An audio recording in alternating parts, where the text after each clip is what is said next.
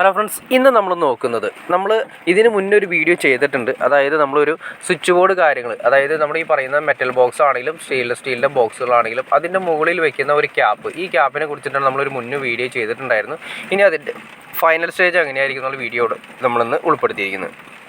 അപ്പോൾ നിങ്ങൾ കാണുന്ന പോലെ തന്നെ പ്ലാസ്റ്റിക്കിന് മുന്നാണ് നമ്മൾ ആ ക്യാപ്പ് ഈ പറയുന്ന മെറ്റൽ ബോക്സിൻ്റെ ഫ്രണ്ടിൽ നമ്മൾ കൊടുത്തത്. അത് എന്തിനു വേണ്ടിയെന്ന് വെച്ചിട്ടുണ്ടെങ്കിൽ നമ്മൾ പരിക്കൻ കാര്യങ്ങളൊക്കെ ചെയ്യുന്ന സമയത്ത് അല്ലെങ്കിൽ തേക്കുന്ന സമയത്ത് ഇതിൻ്റെ അകത്തേക്ക്, ഈ ബോക്സിൻ്റെ അകത്തേക്ക് പരിക്കൻ കാര്യങ്ങളൊക്കെ പോവാതിരിക്കുന്നതിനും വളരെ നീറ്റായിട്ട്, അതായത് ഈ പറയുന്ന കറക്റ്റ് കണ്ടോ, ആ ബോക്സിൻ്റെ കറക്റ്റ് ലെവലിൽ തന്നെ നമുക്ക് കറക്റ്റായിട്ട് തേപ്പ് കാര്യങ്ങൾ ലഭിക്കുന്നതിന് വേണ്ടിയിട്ട് നമുക്ക് ഈ ബോക്സ് ഉപയോഗിക്കാമെന്ന് അന്ന് നമ്മൾ പറഞ്ഞിട്ടുണ്ടായിരുന്നു. അതിൻ്റെ ഫൈനൽ സ്റ്റേജാണ് ഞാൻ ജസ്റ്റ് നിങ്ങളെ കാണിച്ചു തരുന്നത്. ഇപ്പോൾ തേപ്പ് കഴിഞ്ഞു, അതിൻ്റെ തേപ്പ് കഴിഞ്ഞതിന് ശേഷമുള്ള അവസ്ഥയാണ് ഞാൻ ജസ്റ്റ് നിങ്ങളെ കാണിക്കുന്നത്.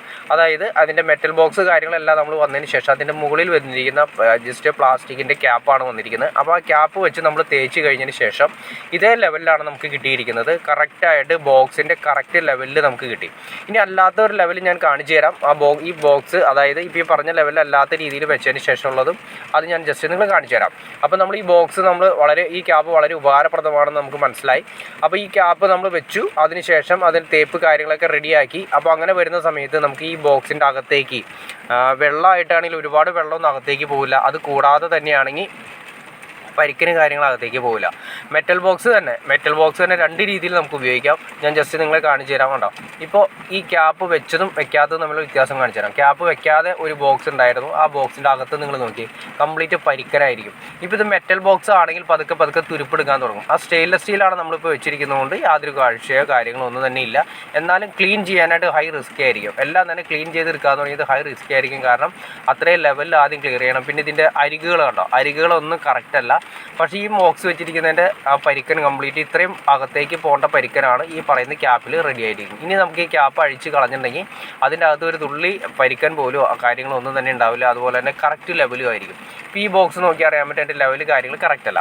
അപ്പം മെറ്റൽ ബോക്സ് നമ്മൾ ഉപയോഗിക്കുന്നതെങ്കിൽ എന്ത് സംഭവിക്കുമെന്ന് വെച്ചാൽ, മെറ്റൽ ബോക്സ് ആണെങ്കിൽ ഈ പറഞ്ഞ ലെവലിൽ നമ്മൾ പരിക്കൻ കാര്യങ്ങളകത്തേക്ക് കയറി കഴിഞ്ഞാൽ നമ്മൾ ക്ലീൻ ചെയ്താൽ പോലും അതിൻ്റെ ഗാൽവനൈസേഷൻ ആയിട്ടുള്ള ഒരു കോട്ടിംഗ് ഉണ്ട്, അത് പോകും.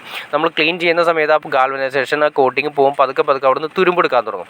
പക്ഷേ സ്റ്റെയിൻലെസ് സ്റ്റീലാണെങ്കിൽ അത്രയും റിസ്ക് ഇല്ല, തുരുമ്പെടുക്കില്ല. പക്ഷേ എന്ത് സംഭവിക്കുന്നത് വെച്ചിട്ടുണ്ടെങ്കിൽ അതിനെ നമുക്ക് ക്ലീൻ ചെയ്യാമെന്നൊരു ഹൈ റിസ്ക് ആയിരിക്കും. ഇതുപോലെ തന്നെ ഒരുപാട് സമയം കാര്യങ്ങളെല്ലാം കാട്ടിക്കളയും. എന്നാൽ നീറ്റായിരിക്കണമെന്ന് നിർബന്ധമില്ല. പക്ഷേ ഈ ക്യാപ്പ് വെച്ച് കഴിഞ്ഞാൽ കണ്ടോ, ക്യാപ്പ് വെച്ച് കഴിയുമ്പോൾ ക്ലിയർ ആയിട്ട് നമുക്ക് കിട്ടി, യാതൊരു വിഷയമോ കാര്യങ്ങളില്ല. പിന്നെ അത് കൂടാതെ തന്നെ ഒരു കാര്യം എന്ന് വെച്ചിട്ടുണ്ടെങ്കിൽ നമ്മൾ പല സ്ഥലങ്ങളിലും കണ്ടിരിക്കുന്നത് ബോക്സിൻ്റെ സൈഡുകളൊന്നും കറക്റ്റ് ആവാത്തതുകൊണ്ട് അതേ ലെവലിൽ സ്വിച്ച് ബോർഡ് കാര്യങ്ങൾ നമ്മൾ പിടിപ്പിച്ച് കഴിയുമ്പോൾ അതിൻ്റെ ഏറ്റവും ഫിനിഷിംഗ് സ്റ്റേജ് വരുമ്പോൾ ഗ്യാപ്പ് കാണാറുണ്ട്. അപ്പോൾ ഈ ഗ്യാപ്പുകളാണ് എന്നും ഒരു പ്രശ്നം. എന്തെങ്കിലും സ്വിച്ച് കാര്യങ്ങൾ മാറ്റുന്ന സമയത്ത് ആ ഗ്യാപ്പ് നമ്മൾ പൊട്ടിയിട്ട് ഫില്ല് ചെയ്തിരിക്കുന്ന മൊത്തം പൊളിഞ്ഞു പോരും. പിന്നെ വീണ്ടും അവിടെ പെയിൻറ്റ് ചെയ്യാൻ പോകണം, ഒരുപാട് പ്രശ്നങ്ങൾ വരാറുണ്ട്. അപ്പോൾ അതിനെല്ലാം സൊല്യൂഷനായിട്ട് നമുക്ക് ഈ ക്യാപ്പ് യൂസ് ചെയ്യാൻ സാധിച്ചാൽ നിങ്ങൾക്ക് എപ്പോഴും, അതായത് നീറ്റായിട്ട് സ്വിച്ച് ബോർഡിൻ്റെ ഏരിയ ക്ലിയർ ചെയ്യാൻ സാധിക്കുന്നതായിരിക്കും.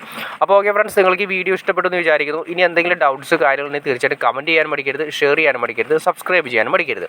തീർച്ചയായിട്ടും സബ്സ്ക്രൈബ് കൂടി ചെയ്തേക്കാം ചാനൽ, എന്നാലേ നമുക്ക് ഇതുപോലുള്ള ഇൻഫോർമേറ്റീവ് ആയിട്ടുള്ള വീഡിയോസ് ചെയ്യാനുള്ളൊരു മോട്ടിവേഷൻ ലഭിക്കുകയുള്ളൂ. അപ്പോൾ തീർച്ചയായിട്ടും ചാനൽ ഒന്ന് സബ്സ്ക്രൈബ് കൂടി ചെയ്തേക്കാം. ഓക്കെ ഫ്രണ്ട്സ്, അടുത്ത വീഡിയോയിൽ കാണുന്നവരെ ഓക്കെ.